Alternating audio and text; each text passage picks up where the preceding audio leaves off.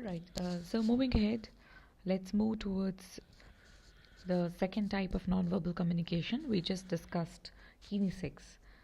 In that, we started with facial expression, that is number one. Now we will be heading on to the postures and gestures as another types of body language.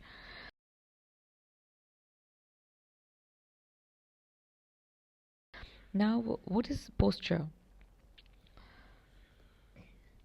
So, posture relates to the position of the body or parts of the body.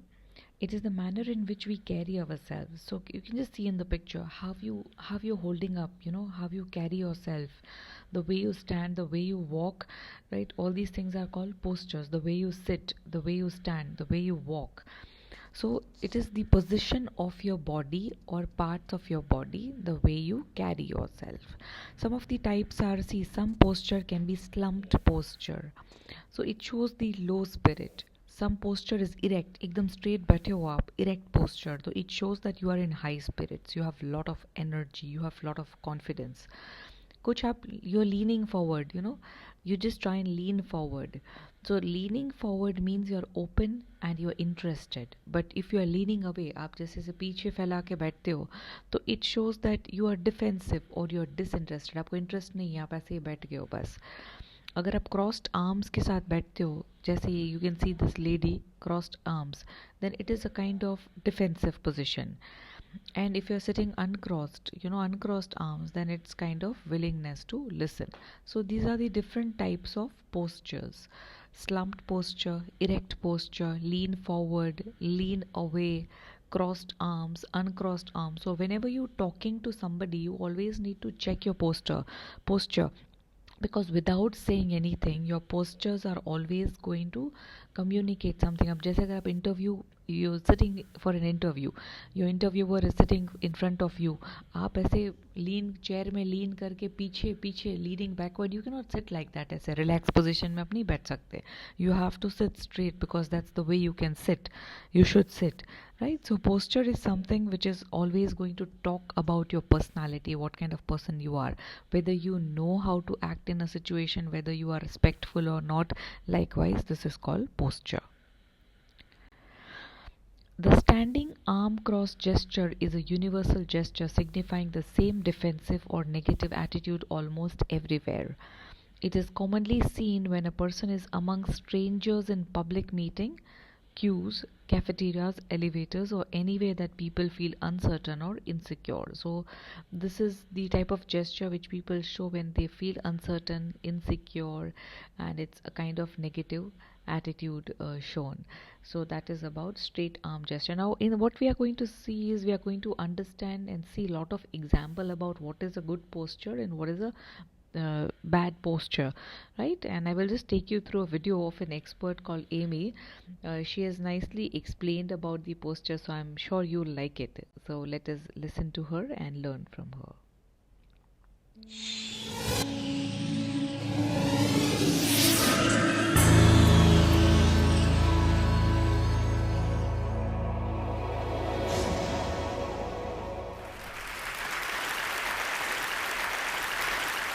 So I want to start.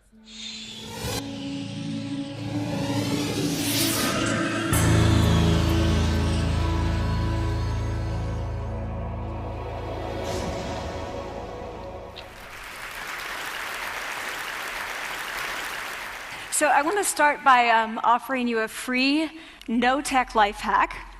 And all it requires of you is this, that you change your posture for 2 minutes. But before I give it away, I want to ask you to right now do a little audit of your body and what you're doing with your body. So how many of you are sort of making yourselves smaller? Maybe you're hunching, crossing your legs, maybe wrapping your ankles. Sometimes we hold on to our arms like this. Sometimes we spread out. I see you. So I want you to pay attention to what you're doing right now. We're going to come back to that in a few minutes, and I'm hoping that if you sort of learn to tweak this a little bit, it could significantly change the way your life unfolds. So we're really fascinated with body language, and we're particularly interested in other people's body language. We're interested in, an awkward interaction or a smile or a contemptuous glance or maybe a very awkward wink or maybe even something like a handshake. Here they are arriving at number 10 and look at this lucky policeman gets to shake hands with the President of the United States. Oh, and here comes the Prime Minister of it. No.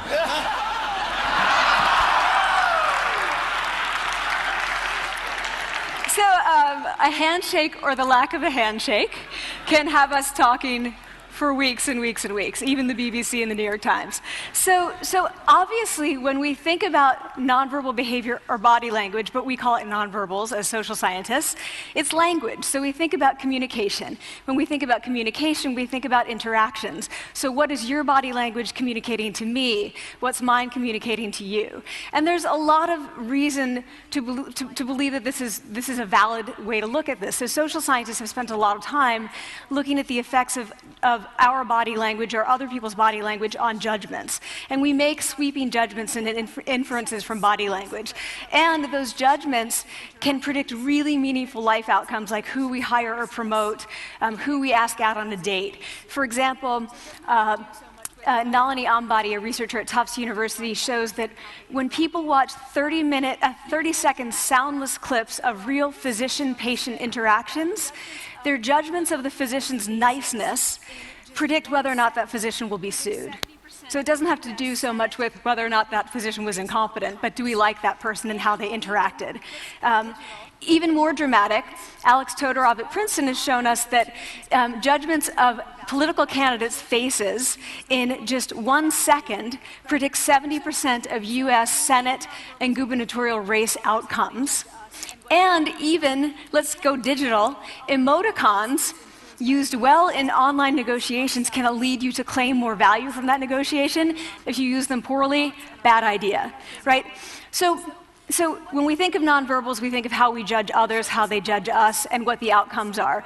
We tend to forget, though, the other audience that's influenced by our nonverbals, and that's ourselves.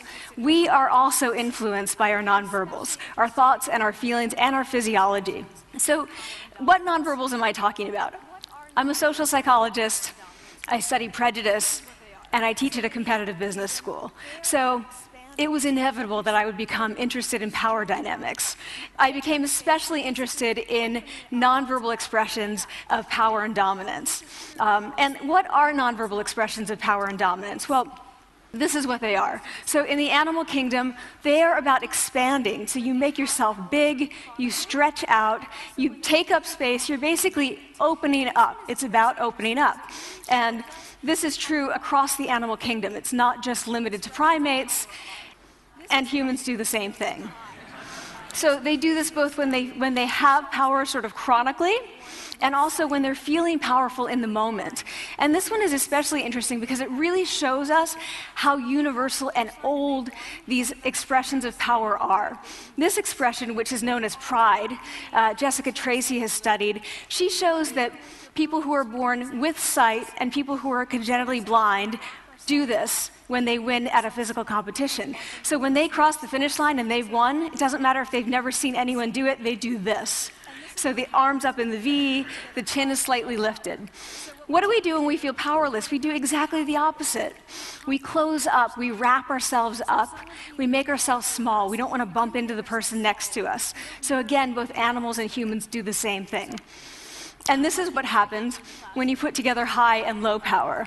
So what we tend to do when it comes to power is that we complement the other's nonverbals. So if someone's being really powerful with us, we tend to make ourselves smaller. We don't mirror them, we do the opposite of them. So I'm watching this behavior in the classroom, and what do I notice? I notice that MBA students really exhibit the full range of power nonverbals. So you have people who are like caricatures of alphas, like really coming into the room. They get right into the middle of the room before class even starts, like they really want to occupy space. When they sit down, they're sort of spread out. They raise their hands like this. You have other people who are virtually collapsing when they come in. As soon as they come in, you see it. You see it on their faces and their bodies. And they sit in their chair and they make themselves tiny, and they go like this when they raise their hand. I noticed a couple things about this. One, you're not going to be surprised, it seems to be related to gender. So women are much more likely to do this kind of thing than men. Women feel chronically less powerful than men, so this is not surprising. But the other thing I noticed is that it also seemed to be related to the extent to which the students were participating and how well they were participating. And this is really important in the MBA classroom because participation counts for half the grade. So business schools have been struggling with this gender grade gap. You get these equally qualified women and men coming in, and then you get these differences in grades, and it seems to be partly attributable to participation.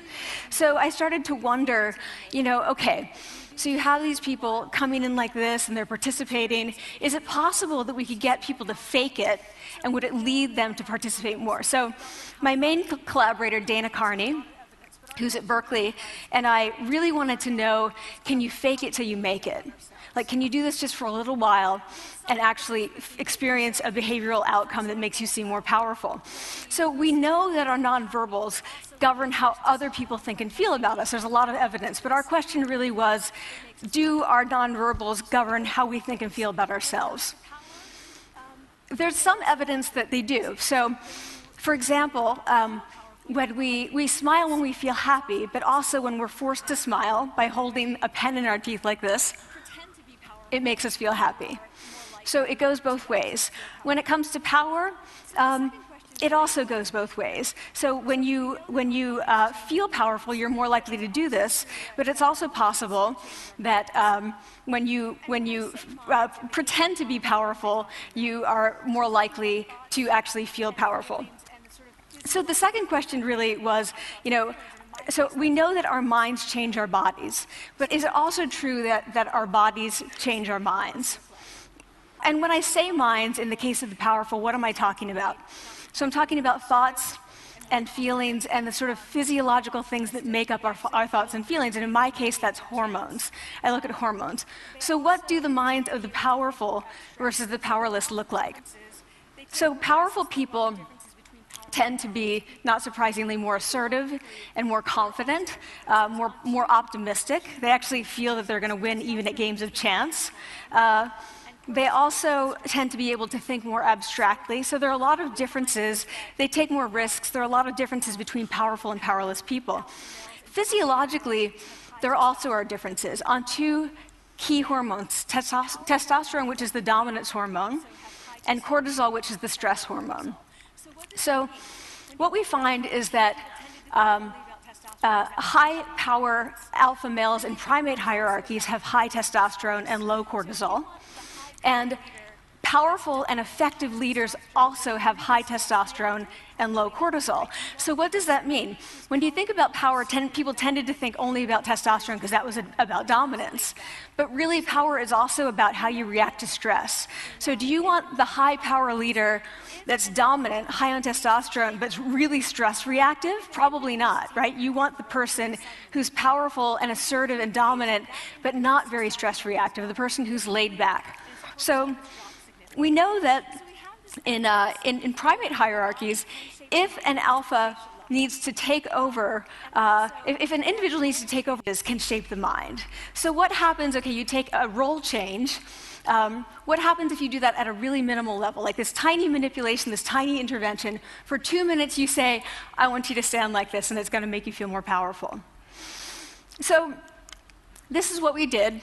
We decided to bring people into the lab and run a little experiment. And these people adopted for 2 minutes either high power poses or low power poses. And I'm just going to show you 5 of the poses, although they took on only 2. So here's one, a couple more.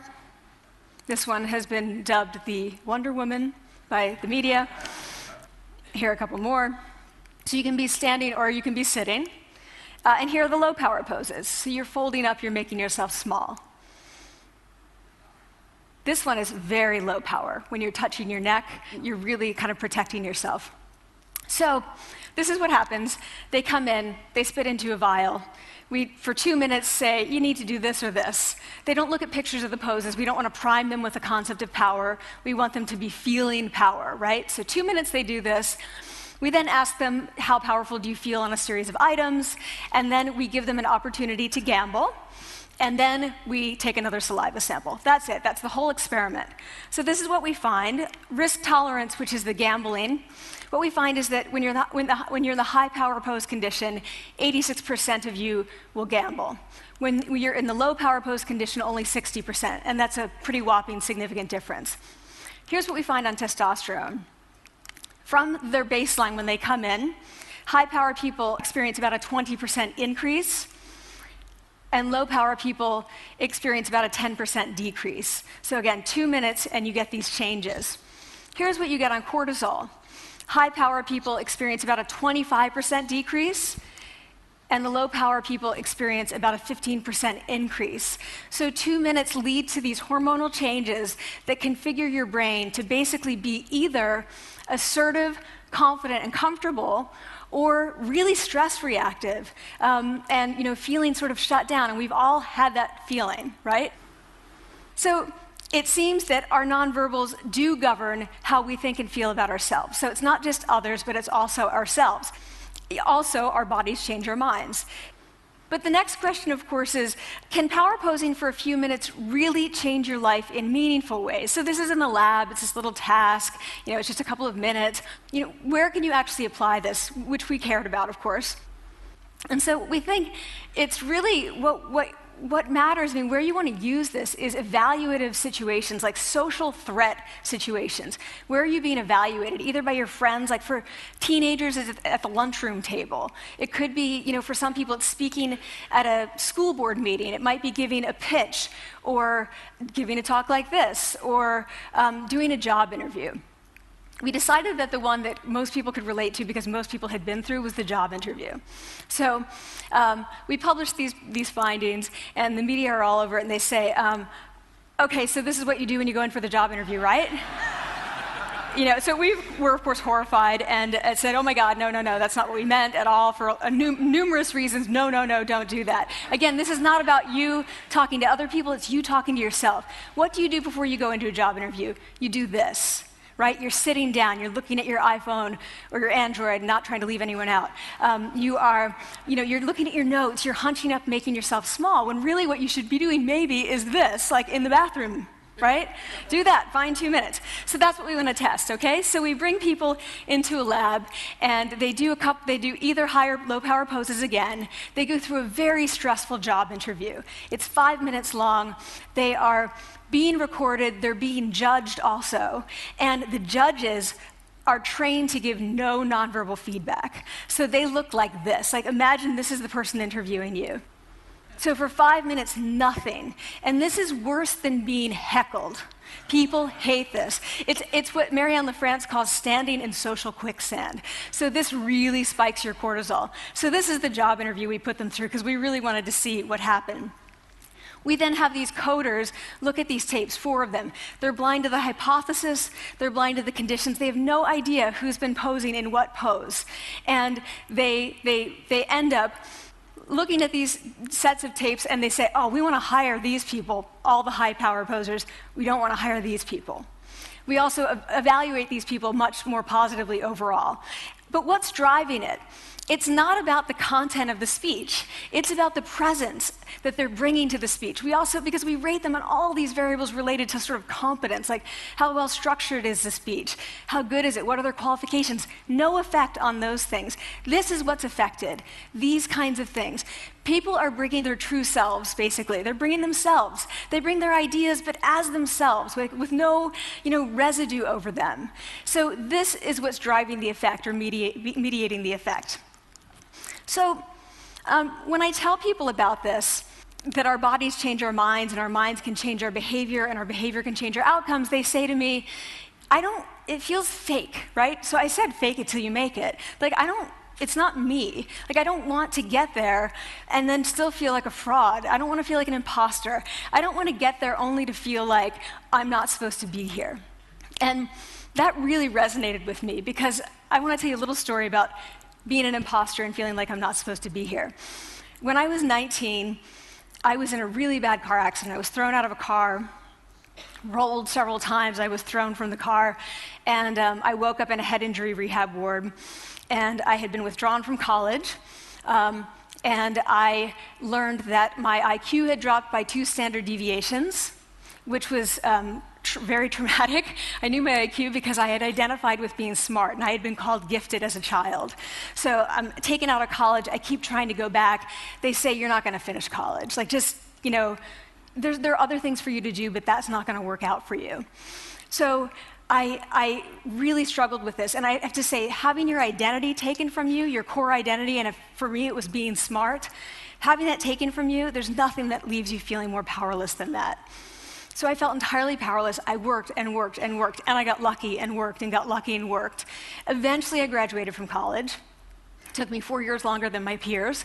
And I convinced someone, my angel advisor, Susan Fisk, to take me on. And so I ended up at Princeton, and I was like, I am not supposed to be here. I am an imposter. And the night before my first year talk, and the first year talk at Princeton is a 20-minute talk to 20 people. That's it. I was so afraid of being found out the next day that I called her and said, I'm quitting. She was like, you are not quitting, because I took a gamble on you and you're staying. You're going to stay, and this is what you're going to do. You're going to fake it. You're going to do every talk that you ever get asked to do. You're just going to do it and do it and do it, even if you're terrified and just paralyzed and having an out-of-body experience, until you have this moment where you say, oh my gosh, I'm doing it. Like, I have become this. I am actually doing this. So that's what I did. 5 years in grad school. A few years, I'm at Northwestern. I moved to Harvard. I'm at Harvard. I'm not really thinking about it anymore, but for a long time I had been thinking, not supposed to be here, not supposed to be here. So at the end of my first year at Harvard, a student who had not talked in class the entire semester, who I had said, look, you gotta participate or else you're gonna fail, came into my office. I really didn't know her at all. And she came in totally defeated, and she said, I'm not supposed to be here.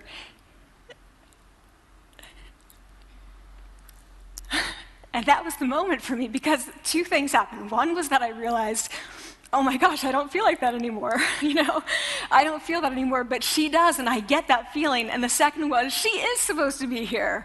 Like, she can fake it, she can become it. So I was like, yes, you are. You are supposed to be here, and tomorrow you're going to fake it, you're going to make yourself powerful, and, you're going to...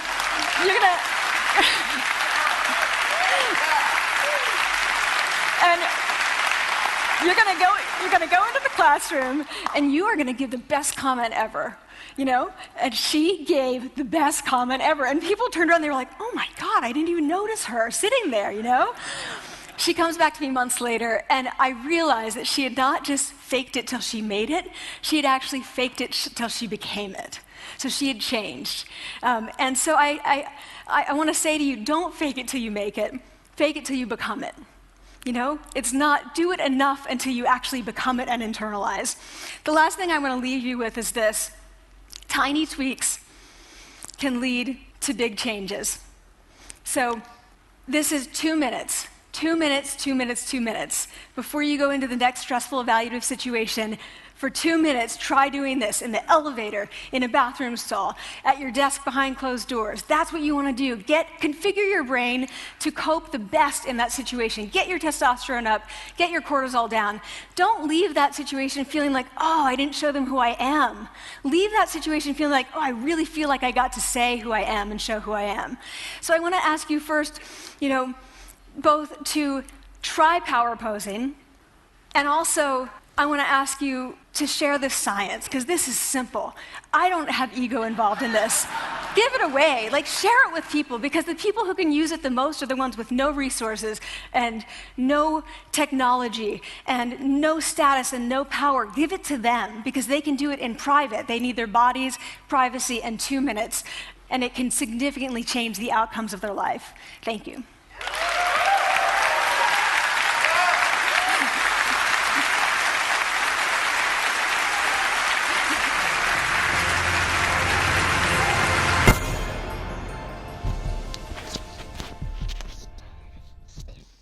All right, so I hope I hope there was a lot to learn actually from her, like the way she explained it about how confident body language and posture matters in the organization. So, even as we move ahead, there is one more. There's something about, confidence, standing up confidently.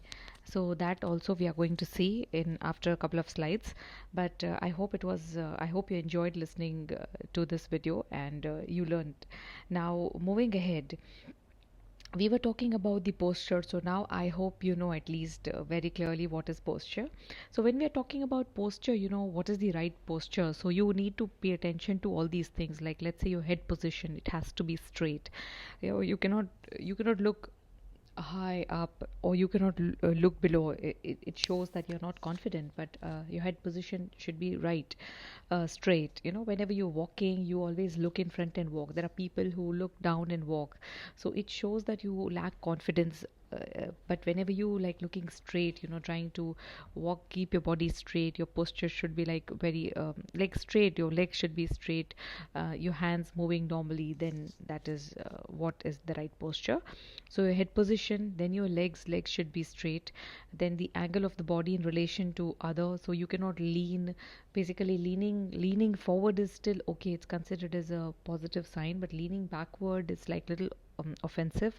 It means you are like very relaxed. So like the way she mentioned it in the interview, how people perceive it, right? So don't perceive it in a wrong way. If you're studying it, you have to study it thoroughly and understand, because these postures and gestures and the entire body language is very important. It is creating some kind of impression for you, and it is definitely going to affect the way you the way you deal with people, or how people are going to perceive about you. That's why you need to be really cautious.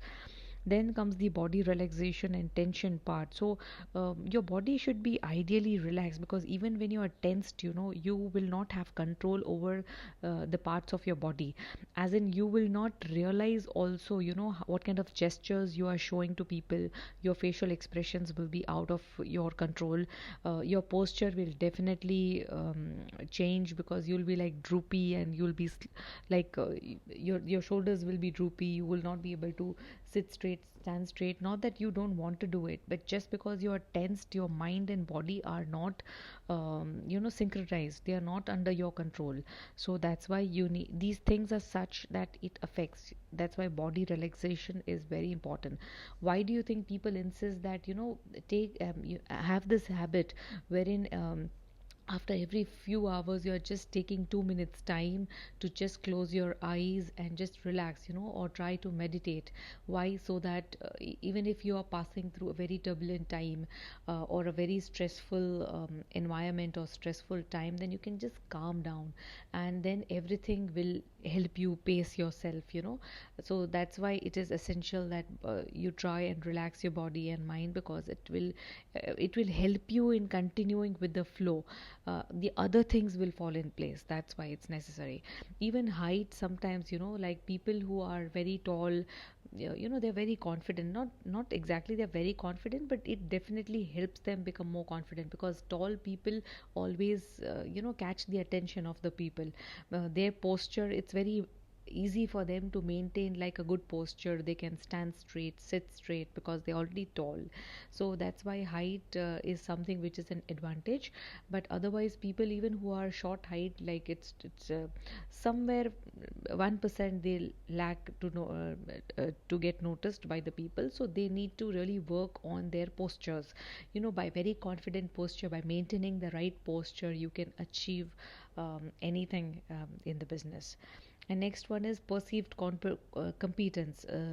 So first one is closed posture and open posture. So we already saw, like in the previous slides, that the closed posture is one wherein your arms are folded. Let's say your legs are behind, and then you are in a relaxed position, you're leaning backward.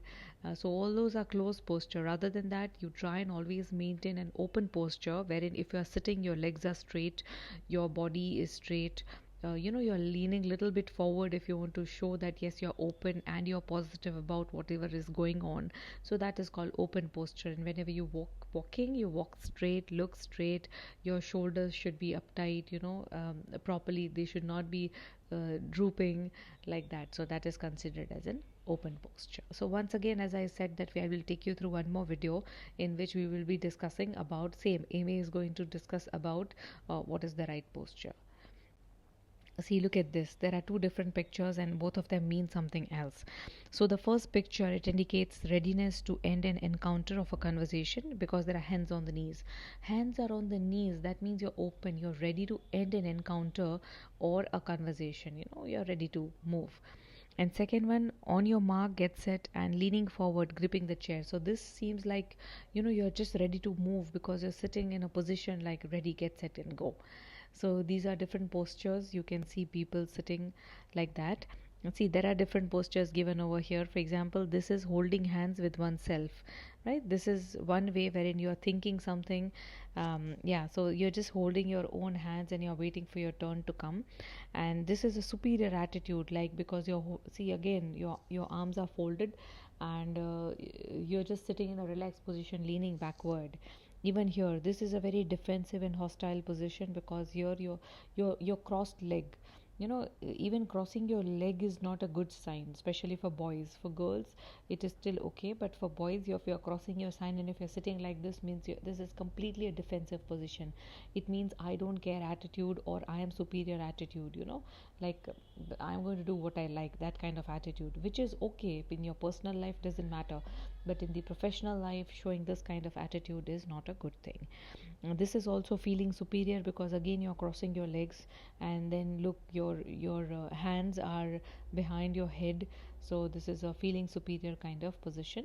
And this is attempt to take control. When you must have seen, like even when you were young, in school, there will be some friends of yours who will always pull the chair and sit like this, like them style men, like trying to look cool and all that. So those kind of boys or girls, they try to take the control because they have that kind of nature. It's not in a negative way.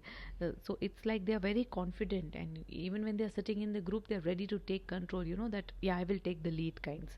So again, it depends on the situation. In the office setup or in a professional life, you cannot behave like this. That is not acceptable. Unless and until you are a boss, you can do anything, but otherwise no. But in your personal life, maybe when you are with your friends or anything, it doesn't matter, so then you can do it. Now once again, let us quickly see what Amy has to say.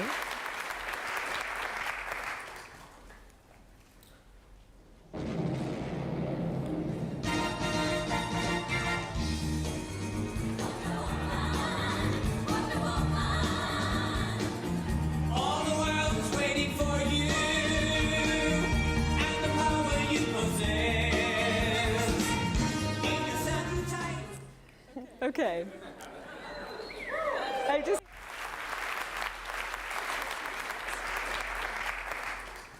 to talk to you today about body language.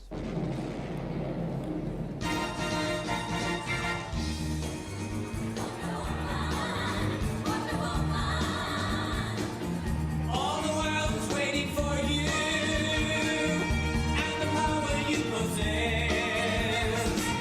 In your certain tight. Okay. I have to say, it's mostly the boots, but I'm going to talk to you today about body language. And first, let's just talk a little bit about how body language, our nonverbal behaviors really, really influence the inferences that other people make about us. So people mostly, from our nonverbal behaviors, are inferring things like, how strong is this person? How trustworthy is this person? How competent is this person?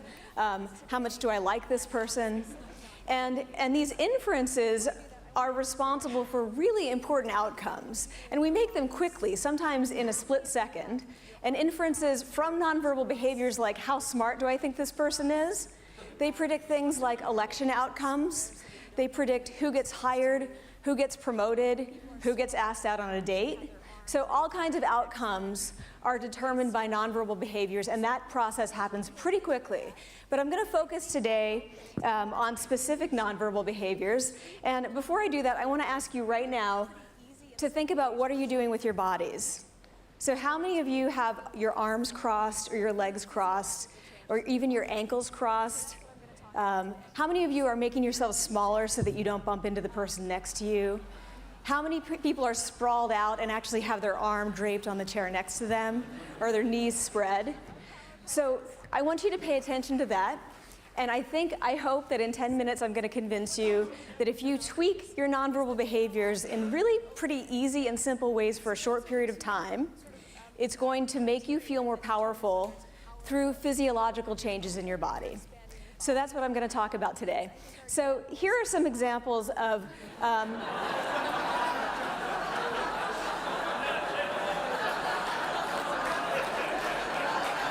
power poses.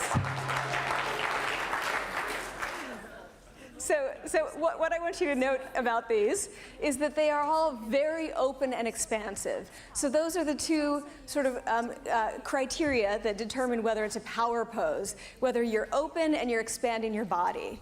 All of these, I think, are examples of power posing reflecting power that you already have or a victory that you feel.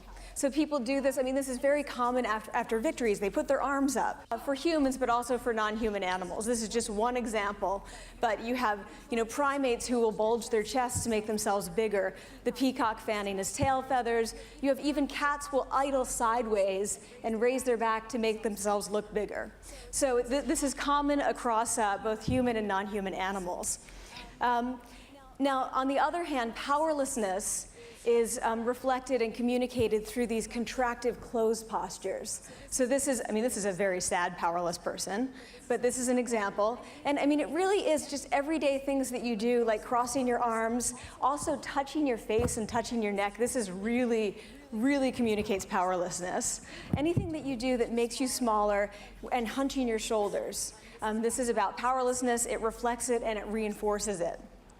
So we know already that power causes power posing. So when you possess power, whether it's short-term or long-term, or when you're communicating power, you do things like this. You power pose. You do the Wonder Woman pose. But what we wanted to know was whether you could fake it till you make it. So can you do the opposite?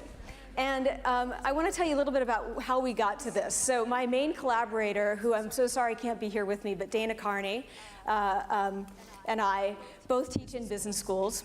And you may not know this, but in the MBA classroom, about half of your grade is determined by participation.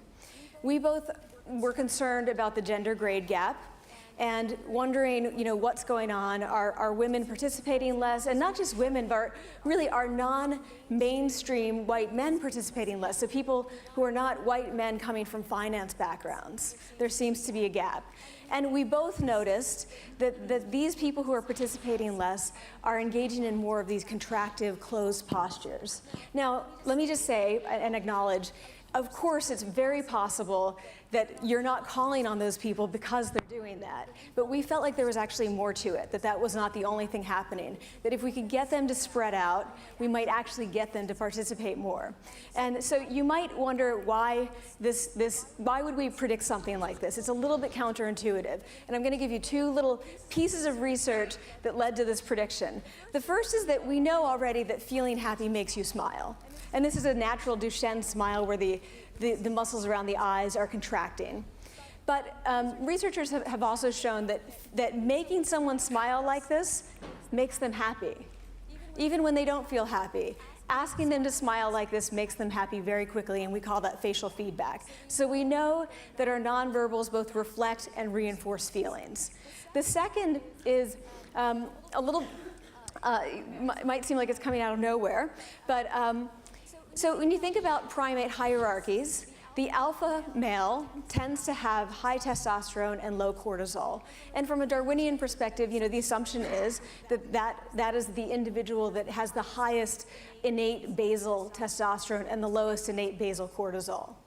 But primatologists have discovered, in the last decade or so, that if an alpha has to be taken over, if an alpha is lost and another individual has to ascend and become the alpha, this is what they find. Over just a few days, that individual's testosterone rises and his cortisol drops. Similarly, if for some reason a primate is pushed to the bottom of the hierarchy, you have the opposite. His testosterone decreases and his cortisol rises.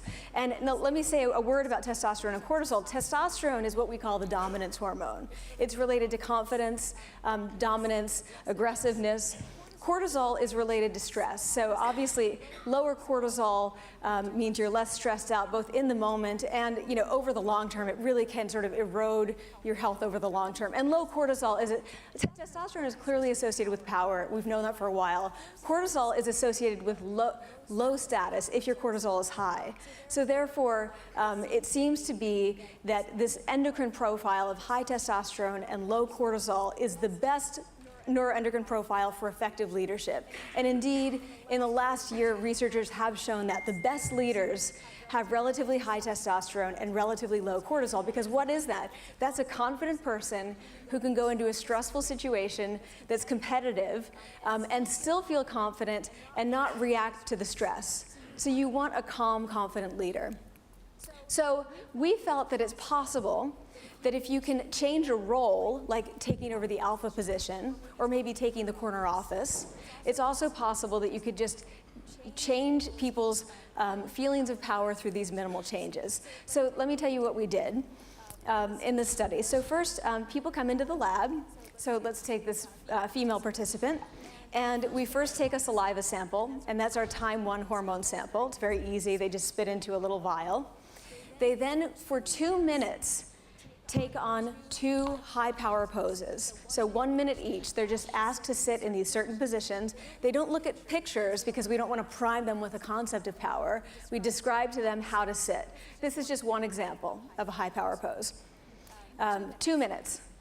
After that, they fill out some questionnaires. We ask them how powerful they feel, and we also give them an opportunity to gamble. Because when people feel powerful, they're much more risk tolerant. And this is a gamble where they are endowed with $2, and they can roll a die and have a 50-50 chance of increasing that to $4. So that's our risk tolerance measure. And then we take, after about 17 minutes, which is the right amount of time between these time 1 and time 2 samples, we take another hormone sample because we want to know what their baseline levels are. Half of their participants are randomly assigned to that. Half of them are randomly assigned to this condition. And in this condition, they take on 2 low power poses instead. Same thing. This is what we find on risk tolerance. We find that the high power posers are significantly more likely to take the gamble.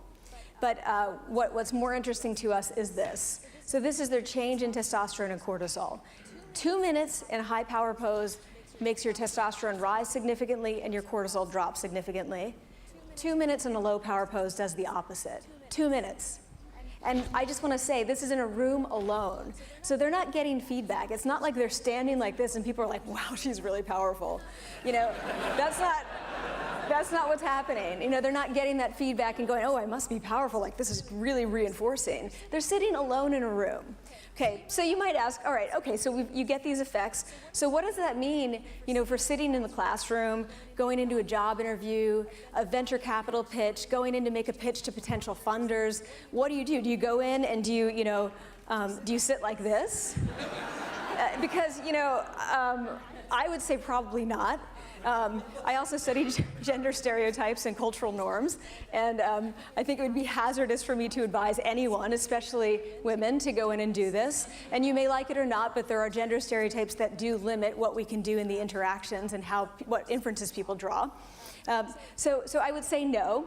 So what we wanted to show next was that just doing this before you go into a room does change your performance in a significant way. Not only does it change your hormones, but it actually makes you perform better. So in the second study, we again have the high and low power poses, 2 minutes each, and this is what happens this time. You go in, you do these power poses, and then we subject you to what's called the Trier social stress test. And this is something that's used in the lab to really increase people's cortisol, and I'll tell you what's stressful about it. You are told you have 5 minutes to write a speech. That's stressful. And the speech is about your dream job, and you are supposed to convince 2 evaluators why you are suited for this dream job, but you cannot lie or misrepresent yourself. These 2 evaluators are going to be evaluating you with clipboards in real time as you give this speech, and you're going to be filmed, and then other people will evaluate you later. Okay, so wait, so that's stressful because we know that people are terrified of public speaking. I'm actually terrified right now, but I'm not anymore, but I used to be. But so what happens though, that's not the most stressful thing. What's most stressful about it is that these 2 evaluators are trained to sit here like this. No nonverbal feedback, totally neutral expression, no nodding, no movement, no shows of approval or even disapproval. Only they're locked onto you, they're watching you, they're not spacing out, and they're giving you no nonverbals. This is very stressful. Okay, so we do again, 2 low power poses or high power poses before this job interview where people are basically saying you stink, you know, with their nonverbals. And again, they're not in these poses while they're in the job interview. They do them before. What we find is this. We then take these videos, have 2 coders who are hypothesis and condition blind, code them on a variety of nonverbals, all kinds of performance measures, and we just find these whopping effects. When you do this 2 minutes before and you go in, these hypothesis blind coders are like, hire her. And when you do this, they say, no way, don't hire this person. And this is driven, by the way, by changes in the extent to which these people are engaging and enthusiastic and charismatic. So that's mediating this relationship. So if you pose like that and then you go in, you're much more excited about what you're doing. And that's what's coming across. The content doesn't matter. What you're saying doesn't matter. And this actually, listen, I'm not saying that it never does, but this lines up. This lines up. I'm actually saying nothing, right? It's just nonsense. But you're all like laughing. It's amazing. So, but this lines up with some data that's not yet published, a dissertation by a student at Boston College who looked at 180 venture capital pitches. They were 1 or 2 minutes long. She's a nonverbals expert. She coded them on a lot of different variables. And she found that the 2 best predictors, she also looked at content of the pitches, of who got the VC money, and not many people get VC money, were enthusiasm, genuine enthusiasm, and lack of awkwardness. So if you believe in your idea and you can communicate that, that's what matters. And that seems to be what was coming across in this case. So here are the takeaways. First, in practice, prepare in advance only if it's for a few minutes. Okay, so what do people do before they go into a job interview? They're sitting down, I wish I had a chair, like this, and they're looking at their iPhone. They're making themselves as small as possible. It's the last thing you want to do. Instead, go to a bathroom stall and stretch out. Like, just walk around, be moving, have your feet spread, have your arms spread, be reaching out. If you're in your own office, put your feet up on the desk. No one's watching you. Do whatever you want to do. The cultural and gender norms don't matter. If you have some space that's private, do that before you go into the interview, before you give the speech, before you give the pitch. 2 minutes. Second, during the interaction, you want to expand without dominating or without complimenting. So people tend to do one of 2 things. They either go in and they think they've got to own the whole room, but really what they're doing is like stealing the room. And people are like, I don't like this guy, So so you want to go into that situation. If somebody has say you go into a job interview and you already have lower power, you don't want to go in and try to be the most dominant person in the room. But the other thing that people do is they compliment. When they go in to somebody who has higher status, they tend to exaggerate the difference by making themselves even smaller. So I want to say don't do either of those things. Instead, go in and be as big as you can be comfortably. Square off your shoulders, stand with your feet apart. If you have to sit, try to rest your arms on the arms of the chair. That will prevent you from doing this. If you have a prop, sorry, I keep touching this. If you have a prop like a whiteboard or something, put your hand on it or the back of a chair, anything that forces you to stretch out. That's what you want to do when you're in the room without really coming across as super dominant. But here, there's a big picture takeaway that I think is particularly relevant, especially to a lot of what the fellows have been talking about in the last couple days. what other minimal manipulations can empower people? I mean, this is 2 minutes in a pose, and it leads to these outcomes for both. By the way, this is not moderated by gender. This is for women and men, and for people of different races. So what other minimal manipulations can we come up with that are going to lead people to feel more powerful, to feel more confident, to feel more engaging and warm and excited about what they're doing? And I think I'm going to stop there.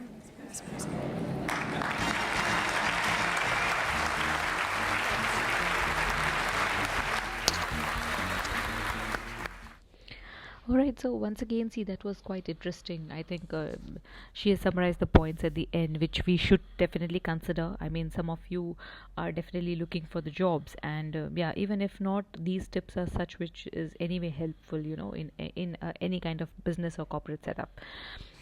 So yeah, stretching out rather than being small, taking care of your posture is very, very important, because you don't realize, but it is creating an impression on the other person's mind.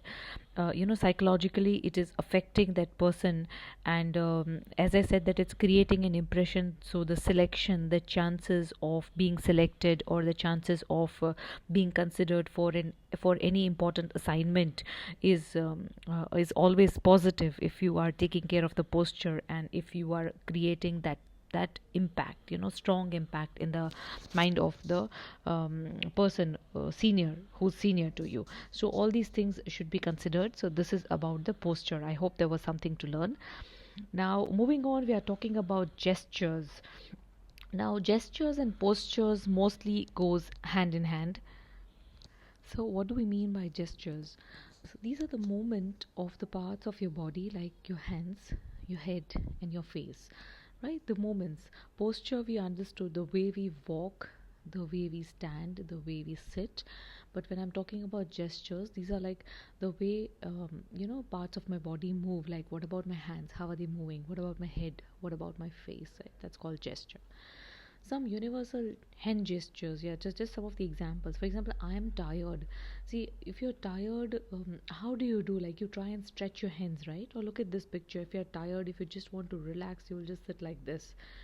Or if you want to say I'm hungry, how do you show I'm hungry? Like, you will start moving your hand close to your stomach. Or after eating, if you are full, then how do you do?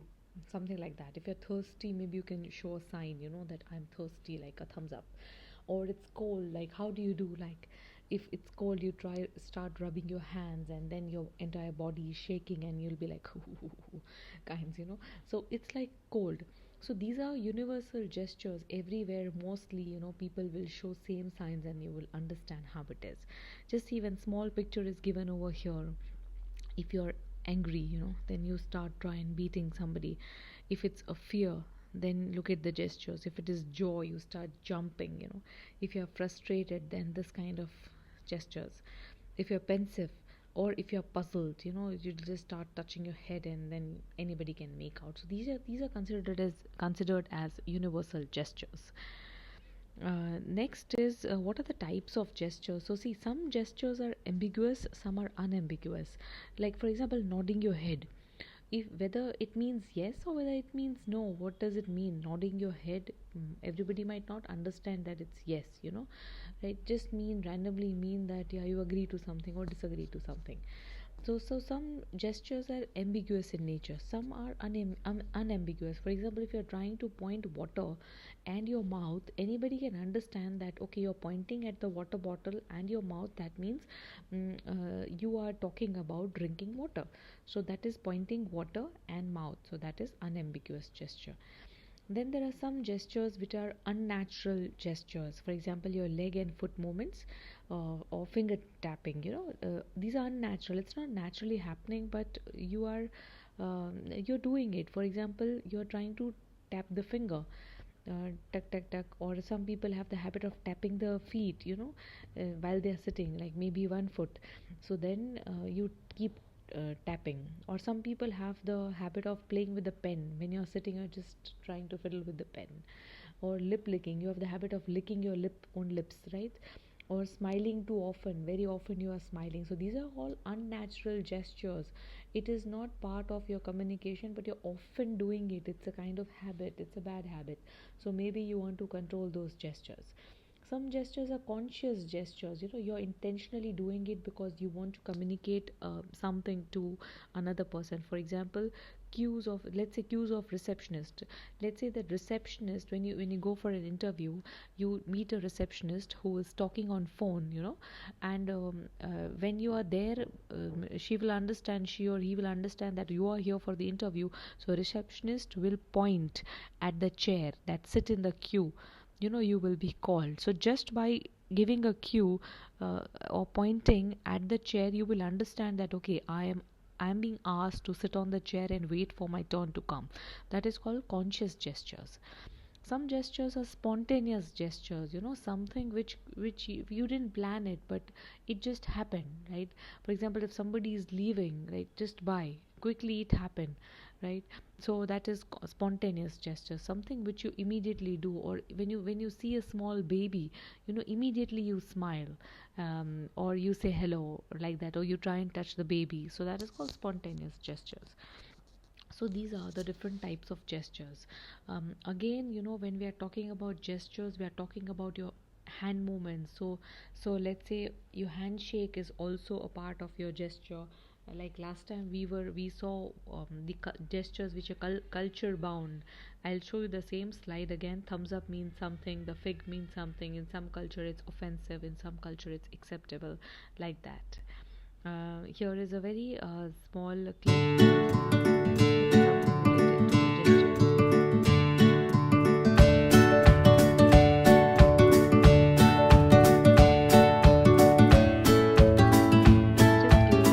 What can I get started for you today? Express yourself. What size? All right. 3 venti lattes. Would you care for a pastry? Nope. You don't Mocha. 3 mocha lattes. Oof. Double chocolate chip muffin. Yum. express yourself. You want 3 Paul McCartney CDs. Awesome. I love the Beatles. They are my life. Something. Whatever you do. Assassination. Abraham Lincoln. You, me, gun, shoot. 3 shots. I know, I'm a little slow today. All right, so 3 lattes, 3 mochas, double chocolate chip muffin, and 3 shots. No assassinations. Oh, and 3 Paul McCartney CDs.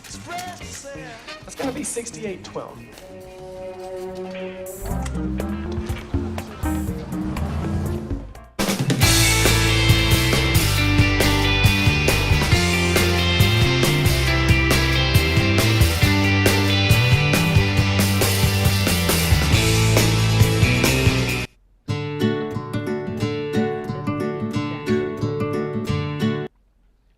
A funnier way of gestures, how where it can go wrong.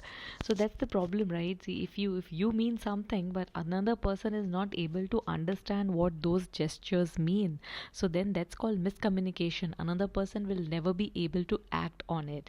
So that's why, just like you need common language in a verbal communication, same way the receiver and the sender both should be having the idea of the meaning that is attached to even the non-verbal cues. That is very, very important. That's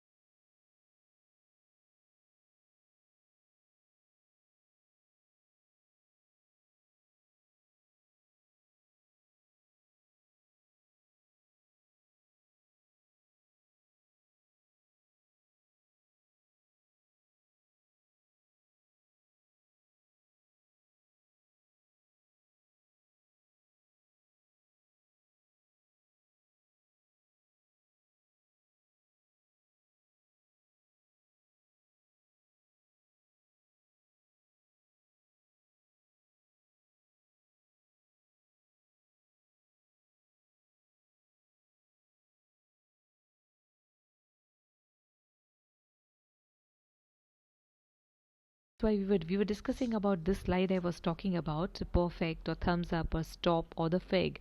You mean something, but the receiver, because of the differences in culture, differences in experience, differences in knowledge, differences in age, so all these gestures might change the meaning, so the communication will not be successful, unfortunately, because of that part.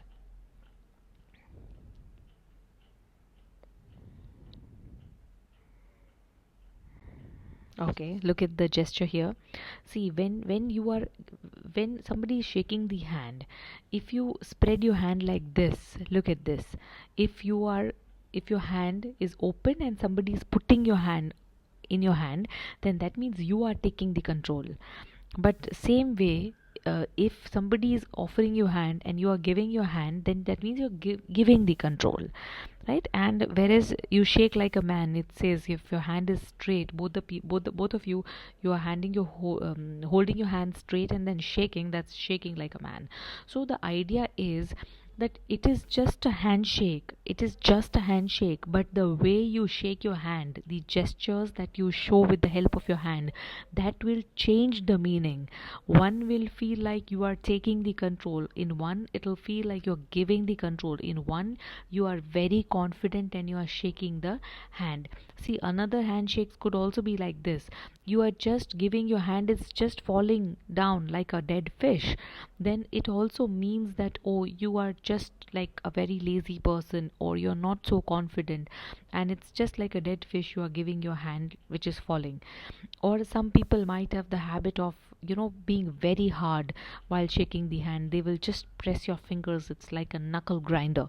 Look at the way the knuckle grinder is, it's not the right way of shaking the hands. Some more handshakes, if we see the first one, see, it is the stiff arm thrust. When you're shaking your hand, your arms are straight. Ideally it should be like that. It cannot be like very much ahead of you, it cannot be like too much behind, it has to be straight like a normal handshake. Some people have the habit of only grabbing the fingertips. In some cultures this is acceptable, so people would just grab the fingers and then try and shake the hand. Some people have the habit of, see, arm pull. You are offering the handshake, other person will hold your hand so tight and try to pull as if what they are trying to do, right? So that is called arm pull. So these are all different types of handshake. The way you do it means something, everything has a meaning attached to it. Then look at this. This is the power play attempts to control, and attempts to control.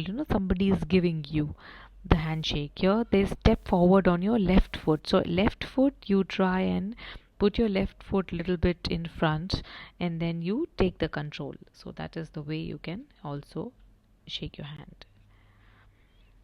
See, then there are some more gestures which are given over here. Some pictures are given over here. The first one, this was a frustration gesture signaling that the person was holding back a negative attitude. The gesture has three main positions. The person would be more difficult to handle when the hands are held high than he would be with the person whom hands resting on the desk position. Like all negative gestures, some action needs to be taken to unlock the person's fingers to expose the palms and the front of the body, or the hostile attitude will remain. So this is how the person would be more difficult to handle when the hands are held high than he would be with the person whose hands resting on the desk position, right? So it will be more difficult to handle the other person, because we don't know what they are thinking. Whereas if the person's hand are just resting on the desk position, then it's very normal. Like all negative gestures, some action needs to be taken to unlock the person's fingers to expose the palms and the front of the body.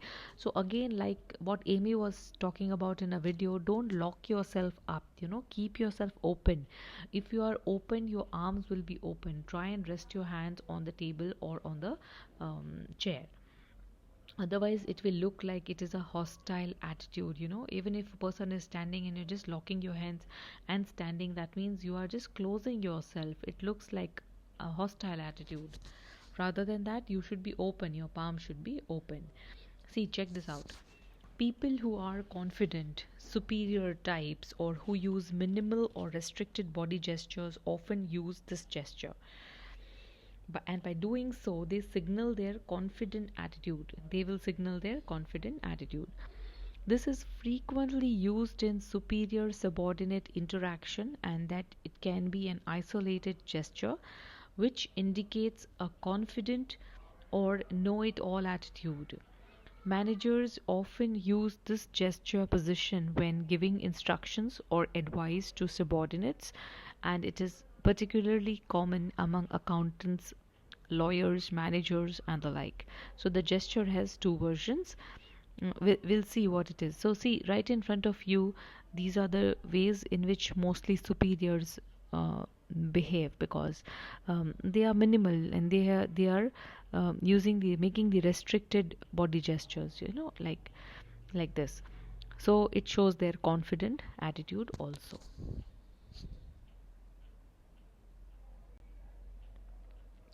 See, look at these gestures. The first one is about superiority or confidence gesture. If you look at the hands, how the hand position is, right? Just holding your palms. Second one is signal of frustration and attempt at self-control. If you're just holding your another palm close to your wrist like this with another hand, then it is a signal of frustration and a self-control. And third one, the further the hand is moved up the back, the more angry the person has become. The further the hand is moved up, right, the more angry the person has become. He is showing a greater attempt at self-control. So this is higher attempt at self-control. You must have seen elders standing like this, they are just trying to take the self-control. They are little angry and little like that. That's the signal. Otherwise, best is, ideal is this: superior will stand like this. This is showing the confidence, right? So this is how you should be using it. See, some people lack confidence, then what they would do is the full arm cross gesture. The person has clenched fists, it indicates a hostile and defensive attitude. The person using this gesture cluster has an attacking attitude as opposed to the person. So this is full arm cross gesture, and the person has clenched fists, it indicates a hostile and defensive attitude. The person using this gesture cluster has an attacking attitude as opposed to the person.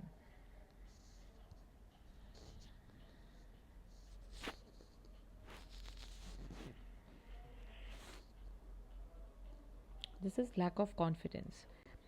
This is also not confidence. See, when you're holding something, that means you're not open, but you are saving yourself, like you're just hiding yourself behind something. For example, you're holding a purse because you just want to keep yourself very closed, you feel more secure, but that shows you're not confident. You're holding something constantly.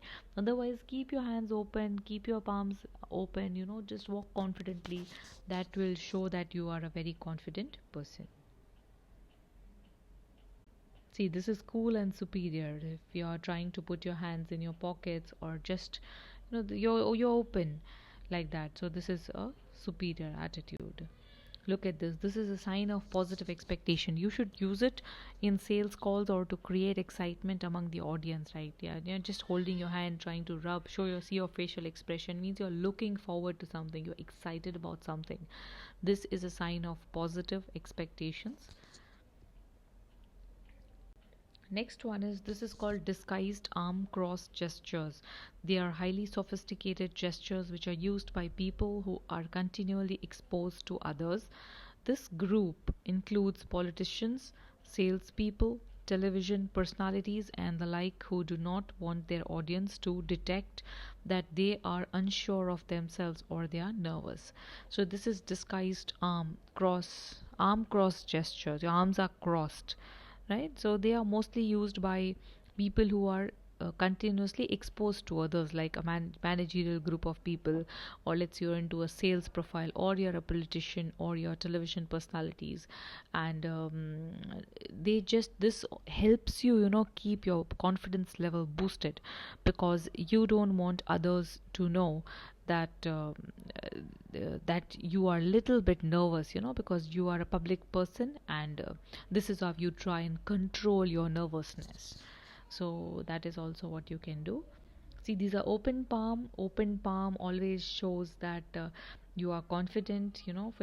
People use open palms to take oath, to shake hands, perform for performance in the crowd, to hands up for national anthem, for security check, anything. But it shows openness and honesty. Whatever you are, with open palm, you can always be very open, be confident, be honest, like that. So that is about open palm.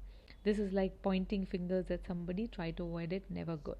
Right? So this is endless actually.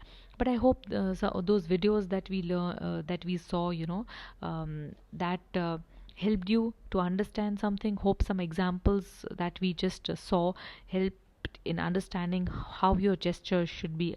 Right. So there is the whole subject about body language. Actually, if you have time and if you're interested, you can explore more, but just because of the limitation of time, I think right now we will not be able to go ahead and discuss more of it. But yeah, that's it. So that is about the first type of non-verbal communication, that is kinesics. In kinesics, we discussed three things. First thing we discussed was facial expression. Second thing we discussed was your gestures and postures, and third thing we discussed was gesture. So these are the three things. We have completed first type of non-verbal communication.